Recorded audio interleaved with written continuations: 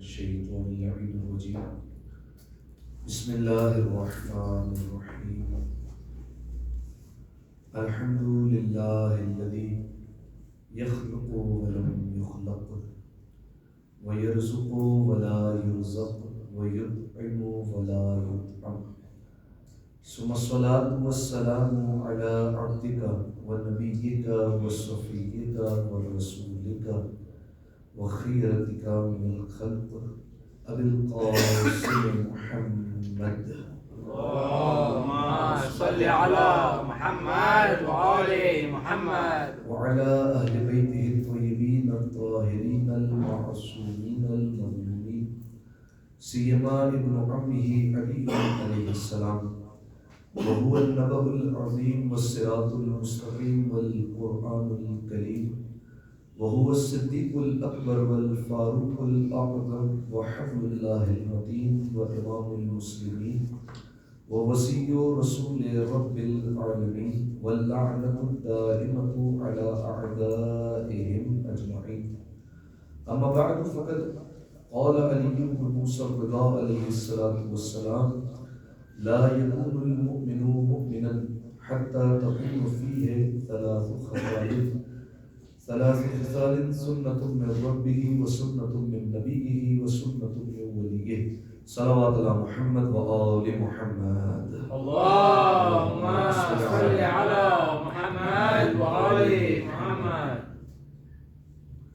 تمام تر تعریفیں اس ذات واجب الوجود کے لیے کہ جس نے ہمیں روز جمعہ دیکھنا نصیب فرمایا، اور تمام تر شکر بھی اسی کی بارگاہ میں کہ جس نے نماز جمعہ جیسی سعادت سے ہمیں ہمکنار فرمایا۔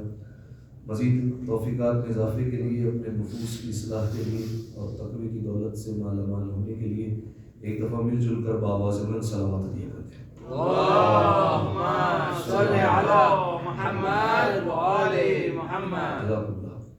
سامعین محترم، گفتگو ہماری ہو رہی تھی کہ اہل بیت علیہ السلام کا اصل معنی میں شیعہ کون ہے اور در حقیقت شیعہ کسے کہا جاتا ہے۔ اگرچہ ہمارے معاشرے میں شیعہ اس شخص کو کہتے ہیں کہ جو امیر المؤمنین اور ان کی اولاد کی ولایت کی گواہی دیتا ہو، اگرچہ لغوی اعتبار سے یہ بات ٹھیک ہے اور انہی حضرات کو شیعہ کہا جاتا ہے، لیکن اگر آپ کلام معصومین علیہ السلام کو اٹھا کر دیکھیں گے تو آپ کو اس حوالے سے دو اصطلاحیں ملیں گی، دو آپ کو ٹرمینالوجیز ملیں گی، دو طریقے کے آپ کو لوگ ملیں گے۔ ایک وہ کیٹیگری ہے جنہیں محب کہا جاتا ہے، اور ایک وہ کیٹیگری ہے جنہیں شیعہ کہا جاتا ہے۔ دونوں میں فرق ہے۔ ہو سکتا ہے ہم میں سے یہاں پر کوئی شیعہ بھی بیٹھا ہو، لغوی اعتبار سے اگرچہ ہم سب شیعہ ہیں کیونکہ ہم امیر المؤمنین کی ولایت پر الحمدللہ باقی ہیں، لیکن ابھی بات کر رہا ہوں میں کلام معصومین علیہ السلام کی روشنی میں۔ اس میں دو اصطلاحیں سامنے آتی ہیں، ایک ہے محب اور ایک ہے شیعہ۔ محب کہتے ہیں محبت کرنے والے کو، شیعہ دراصل کہتے ہیں پیچھے چلنے والے کو۔ اور اگر آپ کلام معصوم میں دیکھیں گے اور احادیث اٹھا کر دیکھیں گے تو آپ کو پتہ چلے گا کہ محب میں اور شیعہ میں زمین آسمان کا فرق ہے۔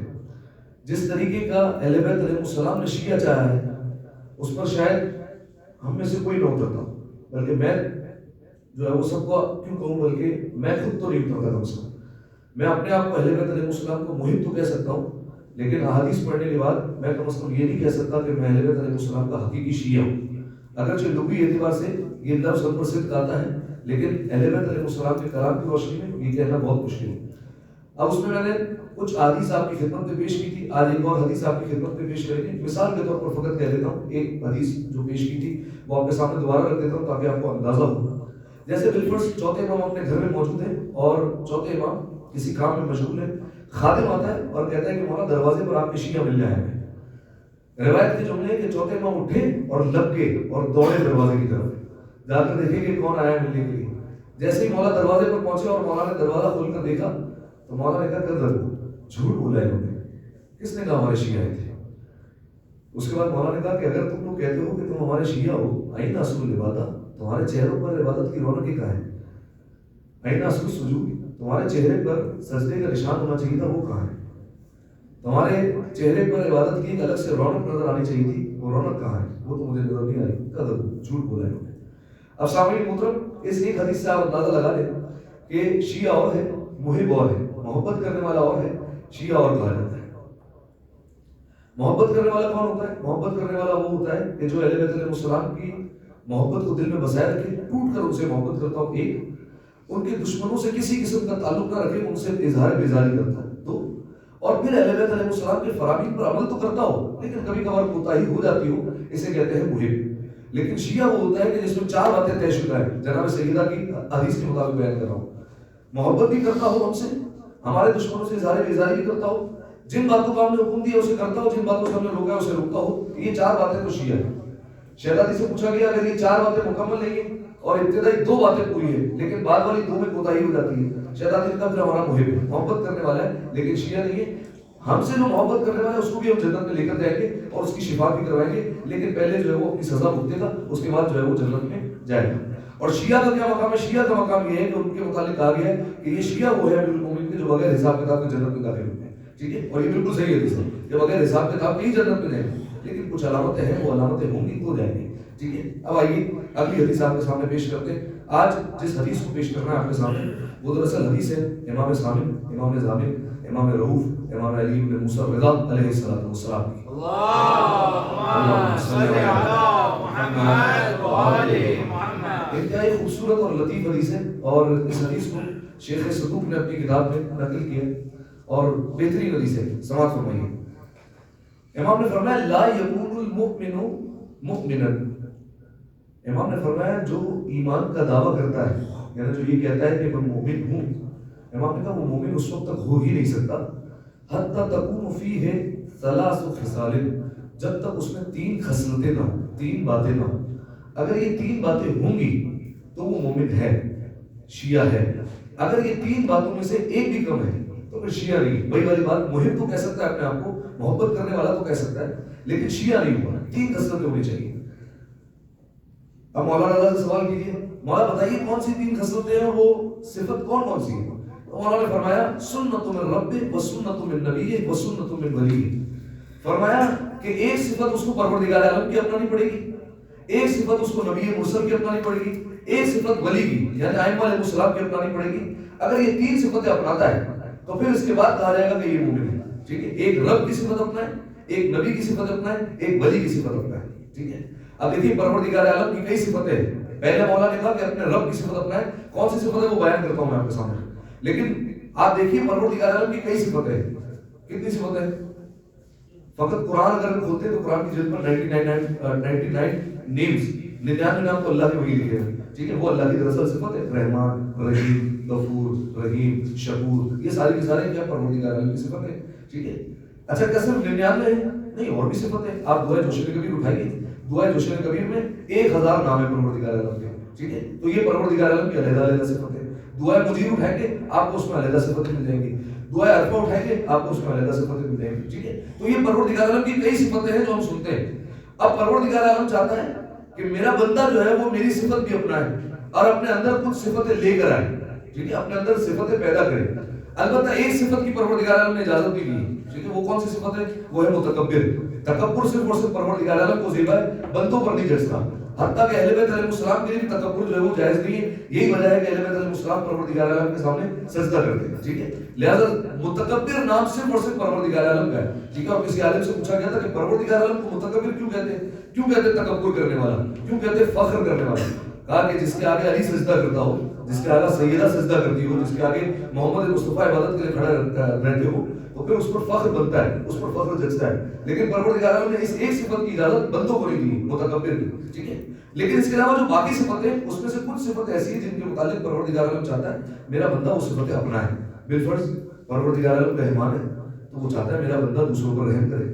پروردگار عالم کا ایک لقب جو ہے وہ بالفرض ہے غفار، یعنی معاف کرنے والا اور مغفرت کرنے والا، تو پروردگار عالم چاہتا ہے میرا بندہ بھی دوسروں کو معاف کرے۔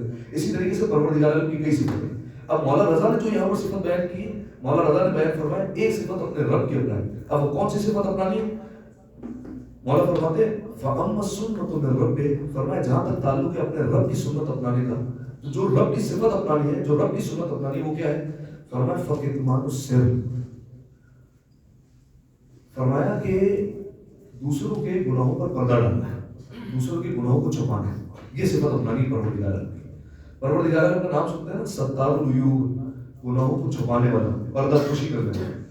تو پروردگار عالم چاہتا ہے میرا بندہ بھی جو ہے دوسروں کے گناہوں کی پردہ پوشی کرے اور دوسروں کے رازوں کی حفاظت کرے۔ پروردگار عالم یہ چاہتا ہے اگر کسی کا راز پتہ چل جائے تو اس کا مطلب یہ نہیں کہ جو ہے وہ پورے محلے میں جو ہے وہ بھیڑا بھیڑا آپ جا کر بتاتے رہنا ہے فلاں بندے کا جو ہے وہ راز مجھے پتہ چل گیا، نہیں ایسا نہیں۔ اچھا دیکھیے راز کی بات آئی نا، پروردگار عالم رازوں کو چھپاتا ہے تو وہ چاہتا ہے کہ بندہ بھی رازوں کو چھپائے۔ یہاں پر پہلے ایک نصیحت دینے مولا امیر کی، اپنا راز ہر کسی کو بتایا بھی نہ کرے، ٹھیک ہے؟ جو انسان کا ایک ایسا راز ہے، ایک ایسا سیکرٹ ہے جو وہ چاہتا ہے کہ لوگوں کو نہ پتہ چلے تو کسی اور کو بتائے بھی نہ، ٹھیک ہے؟ بہت کم لوگ ایسے ہوتے ہیں جو رازوں کی حفاظت کر سکتے ہیں اور رازوں میں امانت داری دکھا سکتے ہیں، ہر کوئی اس قابل نہیں ہوتا۔ ایک مولا کا فرمان سنیے، مولا نے اتنا خوبصورت بیان کیا اور ایک جملے میں سمجھایا، فرمایا سرّ کا اسیرُ، فرمایا تمہارا راز تمہارا قیدی ہے، تمہارا اسیر ہے، جب تک تمہارے اندر ہے تم نے اس کو قید کیا ہوا ہے، ٹھیک ہے؟ جب تک راز تمہارے سینے کے اندر دفن ہے تم نے اس کو قید کر کے رکھا ہوا ہے۔ فَإِنْ أَفْشَيْتَ سِرْتَ أَسِيرُ، سِرْتَ أَسِيرُ، فرمایا اگر تم نے اس راز کو افشا کر دیا، بیان کر دیا لوگوں کے سامنے، فرمایا اب تم اس راز کے اسیر ہو جاؤ گے، اب تم اس راز کی قیدی بن جاؤ گے، ٹھیک ہے؟ پہلے یہ راز تمہارا اپنا قیدی تھا لیکن جیسے ہی تم نے بیان کیا اب تم اس کی قیدی بن جاؤ گے، اب تمہیں لوگوں کے سامنے جھکنا پڑے گا، ٹھیک ہے؟ کہ کہیں میرا راز افشا نہ کر دے، ٹھیک ہے؟ کسی کو بتا نہ دے، اب تمہیں جھکنا پڑے گا، لہٰذا تم قیدی بن کر گھومو گے اگر تم نے راز افشا کیا۔ لہٰذا ہر کوئی اس قابل بھی نہیں ہوتا کہ انسان اپنا راز دوسرے کو بتائے اور اپنی جو ہے وہ باتیں امانت کے طور پر دوسروں کو رکھوائے، ہر کوئی اس قابل نہیں ہو سکتا۔ ایک دفعہ صلوات دیا جائے مل کر بابا سے اللہم صلی علی محمد و آل محمد۔ پروردگار عالم رازوں کی حفاظت کرتا ہے، وہ چاہتا ہے بندے بھی رازوں کی حفاظت کرے۔ خیانت کرنے والے دو طریقے کے ہوتے ہیں، علماء بیان کرتے ہیں دو طریقے کے خیانت کرنے والے۔ ایک خیانت کرنے والا وہ ہے بالفرض آپ نے مجھے جو ہے وہ $100 دی، میں لے کر بھاگ گیا، ٹھیک ہے؟ اور میں نے فراڈ کر دیا اور میں لے کر چلا گیا، مجھے بھی خیانت کار کہا جائے گا، کہا جائے گا خائن، خیانت کی اس نے۔ ایک خیانت کار یہ ہے۔ ایک اور خیانت کار ہے کہ اگر بالفرض کسی نے اس نے کسی کو گناہ کرتے ہوئے دیکھ لیا اور دیکھ لیا کہ فلاں بندے کے اندر یہ برائی ہے، اب یہ بات اس کے پاس جو ہے وہ امانت کے طور پر موجود ہے، اگر اس نے بتائی تو روایت کی روشنی میں اسے بھی خیانت کار کہا گیا، یہ بھی خیانت کار ہے، اس نے بھی خیانت کی ہے، ٹھیک ہے؟ آپ ذرا اس زاویے سے بھی سوچیں، کبھی ذرا تصور کریں کہ اگر بالفرض انسان گناہ کرے اور پروردگار عالم راز کو بیان کر دے، ٹھیک ہے؟ بالفرض خدا نہ خواستہ کسی نے چوری کی، اس کے ماتھے پر لکھا جائے چور ہے، ٹھیک ہے؟ اگر بالفرض کوئی غیبت کرے اور پروردگار عالم ماتھے پر لکھ دے یا گھر کے دروازے پر لکھ دے غیبت کرتا ہے، ٹھیک ہے؟ تو کیا عالم ہوگا؟ دعائے عرفہ بھی ہم پڑھیں گے انشاءاللہ کچھ دنوں بعد، آپ اس کا ترجمہ جب سماعت فرمائیں گے تو سنیے گا۔ مولا نے امام حسین علیہ السلام جب خانہ کعبہ کی طرف دیکھ رہے ہیں، آنکھوں سے آنسو جاری اور دعائے عرفہ جب پڑھ رہے ہیں تو مولا نے اس میں جملے کہے، پالنے والے اگر تو یہ گناہ اور یہ راز اگر لوگوں کو بتا دیتا تو یہ دوست میرے ساتھ جو ہے وہ بیٹھتے نہیں، یہ ماں باپ میرے گھر سے نکال دیتے مجھے، اگر ان کو راز پتہ چل جاتے تو یہ مجھے اپنے گھر سے نکال دیتے، یہ میرے بھائی بہن، یہ مفہوم بیان کر رہا ہوں، یہ میرے بھائی بہن مجھے عزت کی نگاہوں سے نہ دیکھتے، یہ معاشرے والے مجھے ذلیل و رسوا کر دیتے، تانے دے دے کر جو ہے وہ مار دیتے مجھے، ٹھیک ہے؟ یہ تو تیری کریمی ہے کہ تم نے رازوں کو چھپا لیا ہے، ٹھیک ہے؟ اب دیکھیے یہ جو میں نے مثال دی نا کہ یہ دروازے پر لکھا جائے، ماتھے پر لکھا جائے، یہ گیا وجہ نہیں گیا۔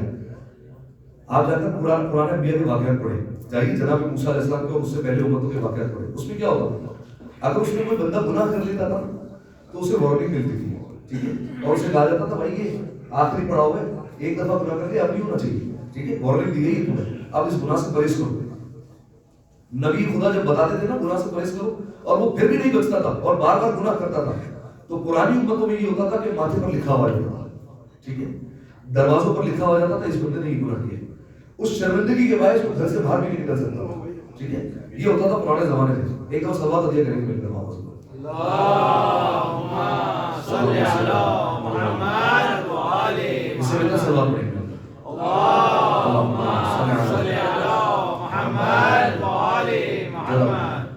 تو سابقہ امتوں میں اگر آپ دیکھیں گے تو گناہ ایسے دروازوں پر اور ایسے ماتھوں پر لکھے ہوئے آ جاتے تھے اور آشکار ہو جایا کرتے تھے، لیکن ہم چونکہ رسول اللہ کی امت سے، اس لیے ہمیں کہا جاتا ہے امت مرحومہ، یہ وہ امت ہے جس پر رحم کیا ہے پروردگار عالم نے۔ تو پروردگار عالم نے کئی چیزیں ہمیں عطا کی ہیں، جیسے انسان مسخ نہیں ہوتا، ٹھیک ہے؟ اسی طریقے سے جو ہے وہ ایک رحمت پروردگار عالم کی طرف سے یہ ملی ہے کہ ہمارا گناہ جو ہے وہ لوگوں کے سامنے آشکار نہیں ہوتا۔ اس دن کے لیے پروردگار عالم نے رکھا ہے قیامت کا دن، ٹھیک ہے؟ اس لیے اس قیامت کے دن کو کہا جاتا ہے یوم تبلی السرائر، رازوں کی کھل جانے کا۔ اس دن راز کھل جائیں گے، اس دن راز لوگوں کے سامنے آ جائیں گے، لیکن اس سے پہلے دنیا میں جو ہے وہ پروردگار عالم راز افشا نہیں کرتا. ہاں ایک حدیث بھی ہے اس طریقے سے کہ ایک بندہ ایک ایسا ہو جو گناہ پر ڈٹ جائے اور تنہائی میں گناہ کرتا ہو. ٹھیک ہے, تو روایت اس طریقے سے ایک وقت آئے گا کہ پروردگار عالم اسے لوگوں میں لا کر ذلیل کر دے گا. جو تنہائی میں گناہ کرتا ہے پروردگار عالم اسے ایک دن لوگوں کے درمیان ذلیل کر دے گا. اس طریقے کی روایت جو ہے وہ البتہ میں ملتی ہے. تو خیر انسان سوچے کہ اگر پروردگار عالم راز افشا کرنے پر آ جائے اور اس طریقے سے ماتھے پر لکھ کر اور دروازے پر لکھ کر راز افشا کرے تو انسان کی کیا حالت ہوگا. تو جب انسان اپنے معاملے میں پروردگار عالم سے یہ امید نہیں لگاتا تو انسان کو دوسرے انسان کے بارے میں بھی جو ہے وہ یہی امید رکھنی چاہیے کہ وہ اس کا گناہ جو ہے وہ افشا نہ کرے. ٹھیک ہے, اسی لیے جو ہے وہ علماء بیان کرتے ہیں اگر کسی مومن کو شراب کھانے سے بھی نکلتے ہوئے دیکھ لو نا تم کہ شراب کھانے سے باہر آ رہا ہے تو 99 دفعہ دوسری وجہ بتاؤ. ٹھیک ہے, 99 دفعہ حسن زن رکھو. کیا حسن زن رکھو؟ کسی سے ملنے گیا ہوگا, ہو سکتا ہے کسی کو پیسے دینا گیا ہو, بیچارہ مجبوری آ رہی ہوگی اس لیے گیا ہوگا. ٹھیک ہے, ہو سکتا ہے کسی سے جو ہے وہ بہت ارجنٹ ملاقات ہونی ہو اس وجہ سے چلا گیا ہوگا. حسن زن رکھو 99 مرتبہ. 100ویں مرتبہ تمہیں یقین ہو جائے کہ شراب پی کر ہی ہے تو فرمایا اس کا راز تمہارے دل میں رہنا چاہیے, باہر نہیں رہنا چاہیے. ٹھیک ہے, اب امانت کے طور پر رکھو, اس کو افشا مت کرنا, اس کو بیان مت کرنا. ٹھیک ہے, ایک دفعہ صلوات دیا کریں آواز بلند. اللهم صل على محمد وآل محمد. تو ایک صفت 8ویں امام نے بیان فرمائی. 8ویں امام نے بیان فرمایا کہ مومن اس وقت تک مومن نہیں ہو سکتا جب تک وہ اپنے اندر 3 خصلتیں پیدا نہ کرے. پہلی خصلت پروردگار عالم کی خصلت ہے, وہ کیا ہے؟ رازوں کو چھپانا, لہذا تم بھی رازوں کو چھپاؤ. دوسری صفت جو نبی کی سنت ہے وہ کیا ہے؟ فرمایا مدارات الناس, لوگوں کے ساتھ اچھے سے ملنا اور تواضع کرنا اور عفو درگزر سے کام کرنا, معافی سے کام لینا. یہ بڑا مشکل کام ہے ہمارے یہاں. ٹھیک ہے, معاف کرنا بڑا مشکل ہے. اگر بالفرض کسی سے غلطی ہو جائے تو ہمارے معاشرے کا المیہ یہ ہے کہ اس بات کو دل میں بٹھاتے ہیں اور عرصے تک رکھتے ہیں, معاف نہیں کرتے.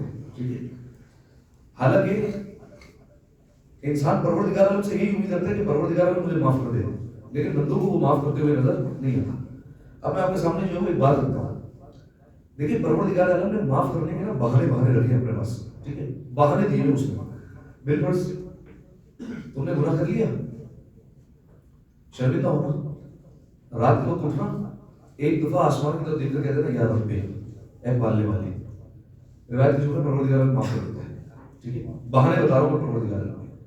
دوسرا, تم نے گناہ کر لیا نا, رات کے وقت تنہائی میں آ جانا جب تمہیں کوئی نہ دیکھ رہا ہو, تم ہوں گے اور میں ہوں گا, تنہائی میں بیٹھ کر مناجات کر لینا اور کچھ کہنا بھی نہیں زبان سے, استغفر اللہ بھی کہنے کی ضرورت نہیں, بس آنکھوں میں نمی لے کر آ جانا. ٹھیک ہے, دل کو شکستہ کر لینا کہ غلطی ہو گئی, اقرار کر لینا معاف کر دوں گا.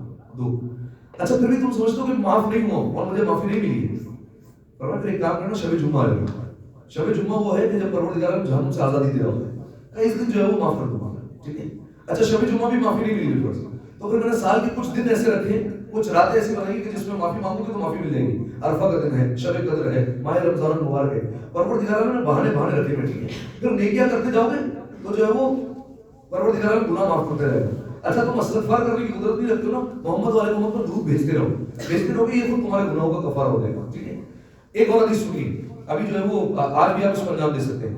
حدیث کے جملے من استغفر اللہ بعد صلاۃ العصر 70 مرۃ, فرمایا جو کوئی بھی نماز عصر کے بعد 70 مرتبہ پروردگار عالم سے استغفار کرے, 70 مرتبہ کہے استغفر اللہ ربی واتوب الیہ, غفر اللہ لہ ذنوبہ 50 سنہ, پروردگار عالم اس کے 50 سال کے گناہوں کو معاف کر دیتا ہے. ٹھیک ہے, نماز عصر کے بعد 70 مرتبہ کہنا استغفر اللہ ربی واتوب الیہ, پروردگار عالم 50 سال کے گناہوں کو معاف کر دیتا ہے. ٹھیک ہے, اچھا دیکھیے اب ایک مثال سنیے. ہمارے یہاں جو ہے وہ نوجوان جو ہے نا, جو جوان ہوتا ہے وہ ہے سارا میتھمیٹکس کا حساب کرنے والا. ٹھیک ہے, وہ حساب کتاب کرتا ہے, وہ کہتے ہیں مولانا صاحب ہوں تو میں 35 سال کا. ٹھیک ہے, اور اس حدیث میں رسول اللہ کہہ رہے ہیں کہ 50 سال کے گناہ معاف ہو گئے, 35 میں سے بھی 15 تو نکال دے جس میں میں بالغ نہیں ہوا تھا, تو باقی رہ گیا 20 سال. مولانا صاحب وہ میں معافی مانگوں ہی کیوں, وہ کام کروں ہی کیوں کہ جب میں نے وہ کیا ہی نہیں, جب وہ گناہ ہی نہیں انجام دیے تو 50 سال تک کی معافی کیوں مانگوں. اور رسول اللہ تو یہ جانتے تھے نا کہ یہ بندہ جو ہے وہ میتھس جاننے والا ہے, یہ بندہ جو ہے وہ حساب کتاب کرے گا اور کہے گا میں تو ہوں 20 سال کا اور یہ 50 سال کے گناہ معاف ہو گئے, تو کیسے ہوگا. اور رسول اللہ نے بیان فرمایا اگر تم نے 50 سال کے گناہ نہیں کیے تم تب بھی پڑھو, مفہوم بیان کرو, اللہ تمہاری ماں کی گناہ معاف کرے گا, تمہارے باپ کی گناہ معاف کرے گا, تمہارے رشتہ داروں کے گناہ معاف کرے گا, لیکن 50 سال پورے ہوں گے. ٹھیک ہے, 50 سال کا حساب کتاب پروردگار عالم کا پورا نکلے گا. یہ پڑھ لو 70 مرتبہ معاف کرے گا. تو یہ میں نے بیان کیا اس لیے کہ پروردگار عالم نے معافی دینے کے بہانے رکھے ہوئے, یہ کرتے جاؤ میں تمہیں معاف کرتا جاؤں گا. ٹھیک ہے, لیکن قرآن میں ایک مرتبہ پروردگار عالم کہتا ہے وَلْيَعْفُوا وَلْيَصْفَحُوا، فرمایا تمہیں بھی عفو درگزر سے کام لینا چاہیے، معافی سے تم بھی کام لو. اَلَا تُحِبُّونَ أَن يَغْفِرَ اللَّهُ لَكُمْ، تم یہ نہیں چاہتے ہو کہ اللہ بھی تمہیں معاف کرے؟ یعنی کیا مطلب؟ معافی ملنے کی یہ شرط رکھی ہے پروردگار عالم نے. جب معاف کرنے کا حوصلہ ہے نا، جب جگرا ہے اندر کہ دوسروں کو معاف کر سکو، تبھی پروردگار عالم کے پاس معافی مانگنا ہے نا. یہ نہیں ہونا چاہیے کہ شب قدر میں جو ہے وہ سب کو میسج کر رہے ہیں کہ اگر میری طرف سے کوئی دل آزاری ہوگی تو معاف کر دینا، ٹھیک ہے، اور پروردگار عالم سے معافی مانگ بھی رہے لیکن دوسروں کو معاف نہیں کرنا، رشتہ داروں کو معاف نہیں کرنا، بھائی بہنوں کو معاف نہیں کرنا، پھر معافی بھول جائے انسان. ٹھیک ہے، پروردگار عالم نے قرآن میں شرط رکھی ہے معافی چاہتے ہو تو دوسروں لوگوں کو معاف کرو، تب جا کر تمہیں معافی ملے گی اور پروردگار عالم تمہیں معاف کرے گا. اب میں اس حوالے سے آپ کے سامنے ایک روایت رکھتا ہوں. اہل بیت علیہ السلام کی سیرت میں اٹھا کر دیکھیے یہ چیزیں. چوتھے امام امام زین العابدین علیہ الصلوۃ والسلام،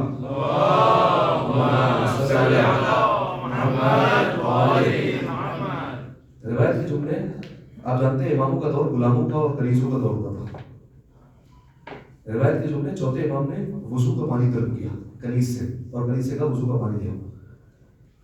کنیز ایک بھاری دشت میں وضو کا پانی لے آئی اور امام کے پاس لے کر پہنچا. اب چونکہ بہت بھاری تھا اور امام جو ہے وہ نیچے بیٹھے ہوئے تھے اور آمادہ کر رہے تھے اپنے آپ کو وضو کے لیے، اس کے ہاتھ سے وہ برتن چھوٹ گیا اور امام کے سر پر جا رہا تھا. روایت کے جملے ہیں کہ اس برتن کی وجہ سے امام کے پیشانی مبارک سے خون جاری ہو گیا. ٹھیک ہے، اب دیکھیے انسان کی فطرت ہے نا، بالفرض اگر جو ہے وہ کوئی ایسا واقعہ ہوگا تو انسان فوراً جلال میں تو آئے گا. ٹھیک ہے، یہ انسان کی فطرت ہے. روایت کے جملے چوتھے امام نے نگاہیں اٹھائی اور کنیز کو دیکھا. جیسے ہی کنیز کو دیکھا تو اب دیکھیں کنیز بھی جو تھی وہ اہل بیت علیہ السلام کے مکتب کی تھی اور امیر المومنین کی چاہنے والی تھی، اور وہ جانتی تھی کہ اہل بیت علیہ السلام سے کلام کس طریقے سے کرنا اور بات کس طریقے سے کرنا. روایت کے جملے اس میں قرآن کی آیت پڑھی اور قرآن کی آیت اس طریقے سے پڑھی والکاظمین الغیظ، یعنی وہ جو مومن جو ہوتے ہیں وہ غصے کو پی جاتے ہیں. جیسے ہی بولا تو چوتھے امام نے روایت کے جملے فوراً اپنے جلال کو ضبط کر لیا. اس کے بعد کہا والعافین عن الناس، آگے آیت پڑھی وہ لوگوں کو معاف بھی کر دیتے. روایت کے جملے چوتھے امام نے کہا میں نے تجھے معاف بھی کر دیا. اور اس کے بعد اس نے آیت کا اگلا ٹکڑا پڑھا واللہ یحب المحسنین، اللہ احسان کرنے والوں کو پسند کرتا ہے. تو روایت کے جملے چوتھے امام نے کہا میں نے تجھے آزاد کر دیا پروردگار عالم. ٹھیک ہے، اہل بیت علیہ السلام کی سیرت اٹھائیں گے نا تو آپ کو اس طریقے کے واقعات ملیں گے. اور اگر آپ ماننے والوں کو دیکھیں گے نا تو چھوٹی چھوٹی باتوں پر دلوں میں بیر رکھ کے بیٹھ جائیں گے. ٹھیک ہے، پھر معاف کرنے کا جگرا نہیں ہوتا، پھر معاف نہیں کریں گے. عرصہ ہو جاتا ہے رشتہ داروں سے قطع تعلق کیے ہوئے بات نہیں کرنا ہے. عرصہ ہو جاتا ہے کہ بچوں کی وجہ سے بڑوں میں جھگڑے ہو جاتے ہیں، وہ جو ہے وہ دوبارہ صلح کرنے کی کوشش نہیں کرتے. عرصہ ہو جاتا ہے دوستوں میں جو ہے وہ چھوٹی چھوٹی باتوں پر جھگڑا ہو جاتا ہے، پھر دوست آپس میں جو ہے وہ نہیں ملتے، بات نہیں کرتے. ٹھیک ہے، آنا جانا چھوڑ دیتے ہیں دوسرے کے. ٹھیک ہے، ملاقات نہیں کرتے. یہ ہمارے یہاں ہے. حالانکہ جو ہے وہ اہل بیت علیہ السلام کے ماننے والے تو پھر ان کا کردار جو ہے وہ چھلکتا ہوا نظر آنا چاہیے. ٹھیک ہے، ان کی سیرت جو ہے وہ نظر آنی چاہیے. خیر میں نے جو ہے وہ دعوت فکر دی، آپ جو ہے وہ آپ سوچتے رہیے. ہاں یہاں پر پڑھ کر جو ہے وہ میں دو باتیں اور کہوں گا. ہر وقت معافی نہیں کرنا. ٹھیک ہے، اب اگر مولانا صاحب آپ نے اتنی بڑی تمہید باندھی اور اتنا سجدہ حدیثیں سنا دی، اب آپ کہہ رہے ہر کسی کو معافی نہیں کرنا. یہ بھی میں روایت کی روشنی کہہ رہا ہوں. روایت کے جملے العفو للمقر ولا للمصر، معافی اقرار کرنے والے کے لیے، مصر کے لیے نہیں. اقرار کرنے والے کیا مطلب؟ جس سے غلطی ہو گئی نا وہ آپ کے پاس آ جائے. یہی معاملہ پروردگار عالم کا بھی ہے آپ کی بارگاہ میں. ٹھیک ہے، جو بندے کا آپ کی بارگاہ میں، بندہ آپ کے پاس آئے کہ آپ پروردگار عالم کی بارگاہ میں جائیں، اقرار کر لیا کہ مجھ سے گناہ ہو گیا اور میں شرمندہ ہوں اور وعدہ کرتا ہوں آئندہ نہیں ہوگا، یہ مجھ سے غلطی ہو گئی. اس کا مطلب ہے آپ نے اقرار کر لیا. جب اقرار کر لیا نا روایت کے جملے معاف کر دو. ٹھیک ہے، العفو للمقر، معافی ہے اقرار کرنے والے کی.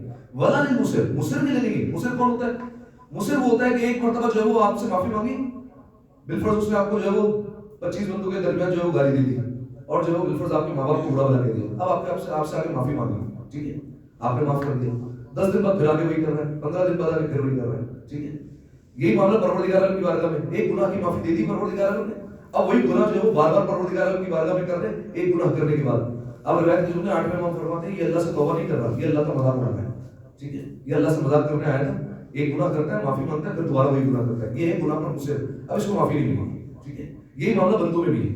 بندہ جب مصر ہو جائے نا، بار بار جو ہے وہ عزت نفس کو مجروح کرے، بار بار جو ہے وہ تذلیل کرے، بار بار جو ہے وہ ماں باپ کو برا کرے، اب روایتیں کہتی ہیں اب جو ہے وہ اس کی جو ہے وہ معافی بنتی نہیں ہے. ٹھیک ہے، ہاں اگر انسان جو ہے وہ اس کا دل بڑا کشادہ ہے اور اگر جو ہے وہ بالفرض وہ معاف کرنا چاہے تو بڑی بات ہے، لیکن جو ہے وہ بالآخر ایک انسان کب تک جو ہے وہ فیس کرے گی. ٹھیک ہے، تو ایک جملہ کہ انسان کے لیے معافی کس وقت ہے؟ جب وہ اقرار کرنے والا ہو، غلطی کو ماننے والا ہو، مصر نہ ہو، اپنے گناہ پر اور اپنی غلطی پر ڈٹ نہ جائے، ٹھیک ہے، اس کے لیے معافی نہیں ہے۔ ایک دفعہ صلوات دیا کریں مل کر آواز میں، اللهم صل على محمد وآل محمد۔ تین خصلتیں اپنانی ہیں، ایک اللہ کی خصلت اپناؤ، رازوں کو چھپا لو، نبی کی خصلت اپناؤ یعنی لوگوں کو معاف کرنا شروع کر دو، اور تیسری خصلت فرمایا ولی کی سنت، امیر المومنین کی سنت، کیا فرمایا صبر کر لو سختی اور مشکل میں، ٹھیک ہے، جب سختی اور مشکل آ جائے نا تو پھر صبر کرنا سیکھ جاؤ۔ سامعین محترم، ایک جملہ گھوم گیا یہاں پر، انسان ہے میرا، صبر کا پیمانہ کبھی نہ کبھی تو لبریز ہو ہی جاتا ہے، صبر کا دامن کبھی نہ کبھی ہاتھ سے چھوٹتا ہے۔ ایک بات کا خیال رکھیں ہمیشہ، صبر کبھی بھی اتنا جواب نہ دے کہ پروردگار عالم کی بارگاہ میں شکوہ کرنے لگے، ٹھیک ہے، یہ نہ ہو کبھی بھی بس۔ پروردگار عالم سے اگر یہ کہنا شروع کر دیا جس دن تجھے میں ہی ملتا ہوں خالی، برابر والا تو نہیں آتا، ٹھیک ہے، یہ عذاب بھی مجھ پر ہی آنا تھا، یہ معاملات بھی مجھ سے ہی ہونے تھے، میری ہی روزی تنگ ہونی تھی، مجھے ہی نقصان ہونا تھا، یہ ہونا تھا۔ یاد رکھیے یہ وہ بات ہے جو انسان کو کفر کر لے جائے گی، کافر کر دے گی انسان، ٹھیک ہے، یہ اہل بیت علیہ السلام کی روایتیں بتا رہا ہوں میں، یہ انسان کو کافر کر دے گی اگر پروردگار عالم سے اس نے شکوہ کرنا شروع کر دیا، پروردگار عالم پر الزام لگانا شروع کر دیا، شکایتیں کرنا شروع کر دیا، کیونکہ انسان پروردگار عالم کی مصلحت نہیں جانتا، ٹھیک ہے، لہذا کبھی بھی صبر ایسا جواب نہ دیں کہ پروردگار عالم کی جو ہے وہ بارگاہ میں وہ شکوہ کرنے لگے، ٹھیک ہے، لیکن خیر صبر کا دامن جو ہے وہ تھامے رکھے۔ ایک روایت جو ہے وہ سناتے ہیں اور بات جو ہے وہ تمام کرتے ہیں، جناب موسیٰ علیہ السلام وہ ہندور پر گئے پروردگار عالم سے مناجات کرنے لگے پروردگار عالم سے، روتے روتے جناب موسیٰ علیہ السلام نے ایک بات کی، پالنے والے اس زمین پر تیرا جو سب سے بڑا عبادت گزار بنتا ہے نا اس سے ملا دو گے۔ پروردگار عالم کی طرف سے وہی ہے موسیٰ فلاں زمین پر چلے جاؤ، وہاں پر ہمارا ایک عابد بیٹھا ہوا ہے، اس سے جا کر مل لو، وہ ہمارا محبوب ترین بندہ ہے اور بڑا عبادت گزار ہے۔ جناب جبرائیل آئے اور موسیٰ کو ساتھ کیا اور لے کر چلے گئے اس سرزمین پر۔ جب اس سرزمین پر آئے ہونا کیا چاہیے تھا، پروردگار عالم سے کیا کہا تھا سب سے بڑا جو عبادت گزار ہے اس سے ملا۔ جناب موسیٰ تو یہی سمجھے ابتدا میں کہ بہت بڑا کوئی نماز گزار ہوگا، بہت بڑا جو ہے وہ روزے رکھنے والا ہوگا۔ جناب موسیٰ نے ایک شخص بیٹھا ہوا ہے لیکن سر سے لے کر پیر تک بیماریوں میں مبتلا ہے، سر سے لے کر پیر تک بیماریاں ہی بیماریاں اس کو، لیکن اس کی جو ہے وہ زبان پر تسبیح پروردگار عالم، اللہ اکبر، الحمدللہ، سبحان اللہ، شکر للہ، پروردگار عالم کا شکر ہے، ٹھیک ہے، اس حالت میں بھی پروردگار عالم کا شکر ادا کرنا ہے۔ جناب جبرائیل نے کہا، جناب موسیٰ علیہ السلام نے جبرائیل سے کہا میں تو سمجھتا تھا بہت بڑا کوئی نماز گزار ہوگا، بہت بڑا کوئی روزہ گزار ہوگا، کہا نہیں، پروردگار عالم کو عبادت سے زیادہ پسند جو ہے وہ صبر ہے، پروردگار عالم جو ہے وہ صبر کی ادا کو بہت زیادہ پسند کرتا ہے، لہذا پروردگار عالم نے اسے اپنا محبوب بندہ بنایا ہے اور اپنا پسندیدہ بندہ بنایا ہے۔ جناب جبرائیل نے کہا موسیٰ ایک صبر کی جھلک دیکھیں گے، کہا جناب جبرائیل نے اشارہ کیا وہ بندہ جو ہے وہ اسی کو گندھا ہو گیا، نابینا ہو گیا۔ ہونا کیا چاہیے تھا، نابینا ہو گیا، سر سے لے کر پیر تک ویسے ہی بیماری ہوتا، پھر پروردگار عالم سے شکوہ کر دیتا اور کہہ دیتا پالنے والے بیماری کم تھی، اندھا بھی کر دیا۔ روایت کے جملے اس کی زبان پر ویسے ہی تسبیح جاری گئی، الحمدللہ، شکر کیا۔ جناب موسیٰ علیہ السلام گئے اور اس کے پاس جا کر کہا کہ اے بندے خدا میں موسیٰ ہوں اور پروردگار عالم میری باتیں بڑی سنتا ہے، اگر میں کہہ دوں نا تو پروردگار عالم کر لیتا ہے، اگر تو کہہ دے تو میں اللہ سے کہہ دیتا ہوں تیری آنکھیں ٹھیک کر دے گا اور تو دوبارہ جو ہے وہ بینا ہو جائے گا اور دیکھنے لگے گا۔ جواب سنیے، کہا پروردگار عالم نے میرے لیے نابینائی یہ اندھا پن پسند کیا تبھی تو عطا کیا ہے، پسند کیے بغیر تو عطا نہیں کیا نا، میں اس سے اپنی پسند کیوں مانگوں، وہ جو دینا چاہے گا مجھے دے دے گا۔ جناب موسیٰ علیہ السلام وہاں سے یہ کہتے ہوئے گزرے اس زمین پر دنیا کا سب سے بڑا عبادت گزار بندہ یہی ہے، اس سے بڑا عبادت گزار بندہ کوئی نہیں۔ اہل بیت علیہ السلام کی روایت کی روشنی میں جو صابر ہوتا ہے وہ پروردگار عالم کی بارگاہ میں کامیاب ترین بندہ ہے، ٹھیک ہے۔ بعض اوقات ایسا ہوتا ہے کہ انسان کے اوپر کچھ ایسے حالات آ جاتے ہیں کہ وہ صبر نہیں کر پاتا، ٹھیک ہے۔ اہل بیت علیہ السلام کے اگر حالات دیکھیے، ہماری خوش نصیبی ہے یہ، میں خاص طور پر کہہ رہا ہوں مکتب تشیع کے لیے، ٹھیک ہے، ہمیں صبر کے لیے پروردگار عالم نے کربلا عطا کی ہے۔ جیسی بھی مصیبت آ جائے کربلا سے جوڑ لیجیے، دل کو حوصلہ مل جائے گا۔ کوئی عزیز چلا گیا کربلا سے جوڑ لیجیے، مال چلا گیا کربلا سے جوڑ لیجیے، کوئی نقصان ہو گیا کربلا سے جوڑ لیجیے، پروردگار عالم خود بخود حوصلہ ادا کرے گا، خود بخود جو ہے وہ دل میں قرار آ جائے گا اور ایک حوصلہ مل جائے گا۔ آپ کو دوسرے مذاہب میں ایسے لوگ ملیں گے، ایسی مائیں ملیں گی جو جوان بیٹے کی لاشیں پر جو ہے وہ رو رہی تھی اور پاگل ہو گئی، ملیں گی۔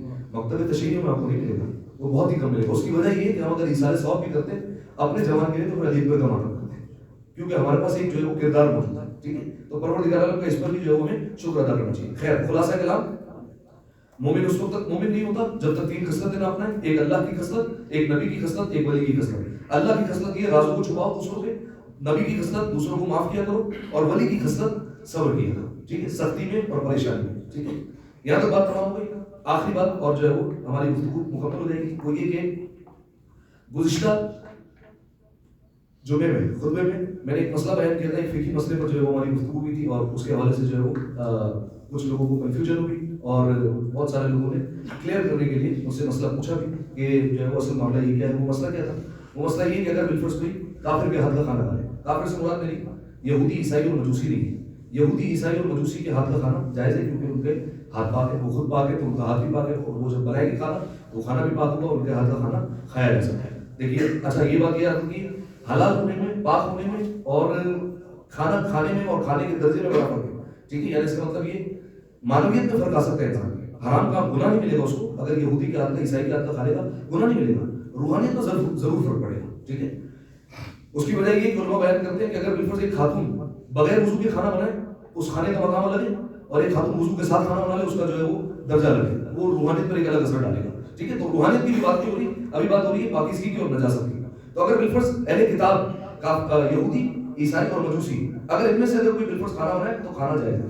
اس کے بعد ایک مسئلہ، اگر بالفرض اس کے علاوہ کوئی اور کافر کھانا بنائے تو کیا اس کے ہاتھ کا کھا سکتے ہیں؟ اس کا جواب ہے نہیں کھا سکتے۔ اچھا آپ نے وہاں صاحب ہم نے جو ہے وہ ایک سیفٹی لے لی، اس کے ہاتھ میں ہم نے جو ہے وہ گلوز پہنا دی، اور ہم نے کہا وضو کھانا بنے گی، تو کیا کرنا چاہیے؟ ابھی میں مسئلہ جو ہے وہ معلوم کر کے آپ کو بتا رہا ہوں، آغاز سستانی کے وکیل سے جو ہے وہ معلوم کر کے پھر آپ کو بتا رہا ہوں، ٹھیک ہے؟ اب گلوز جو ہے اس کو پہنا ہے، اب بنائیے کھانا، تو کیا کھا سکتے ہیں؟ ان کا جواب یہ تھا کہ بینیفٹ آف ڈاؤٹ اٹھایا جا سکتا ہے، ٹھیک ہے؟ یعنی بینیفٹ آف ڈاؤٹ کا مطلب یہ کہ ہاں ٹھیک ہے آپ کو پتا ہے کہ اس نے گلوز پہن کر بنایا، آپ کھا لیں، لیکن جو ہے وہ بات خطرے کی ہے۔ کیوں خطرے کی؟ تو خطرے کی بات یہ ہے کہ آپ جو ہے وہ اس سے جب کھانا بنوا رہے ہیں تو پہلے تو اس کو مکمل ٹرین کریں گے۔ کس حوالے سے ٹرین کریں؟ اس حوالے سے ٹرین کریں کہ حضور ہم ہیں مذہب اسلام سے تعلق رکھنے والے، آپ ہیں کسی اور مذہب سے، اور ہمارے یہاں مذہب اسلام اس بات کی اجازت نہیں دیتا، ٹھیک ہے؟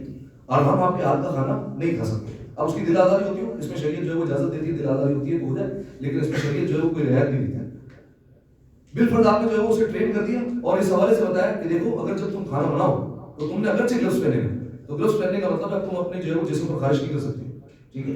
کیونکہ اگر تم نے خارش کی اور دوبارہ کھانے میں ہاتھ دیا تو کھانا نجس ہو جائے گا۔ دوسری بات، تم اگر کھانا بنا رہے ہو اور روٹی کے لیے آٹا گوندھ رہے ہو، تمہارا پسینہ اس پر ٹپکنا نہیں چاہیے، اگر ٹپک گیا تو کھانا نجس ہو جائے گا۔ تم پیاز کاٹو گے اور تمہاری آنکھوں سے آنسو ٹپک گیا، کھانا نجس ہو جائے گا۔ تمہارے جسم کا ایک بال بھی اس میں نہیں گرنا چاہیے، اگر بال گر گیا کھانا پورا نجس ہو جائے گا۔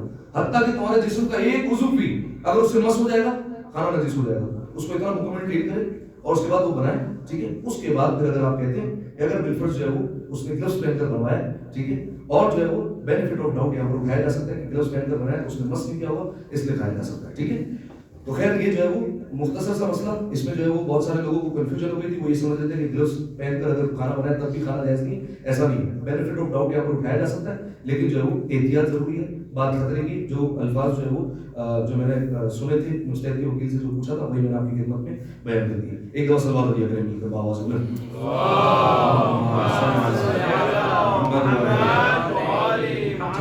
پہلے تو یہ گھڑی ٹھیک کروائی، 2 منٹ پیچھے ہی ہمارا جو ہے وہ نقصان ہو جائے گا، ٹھیک ہے؟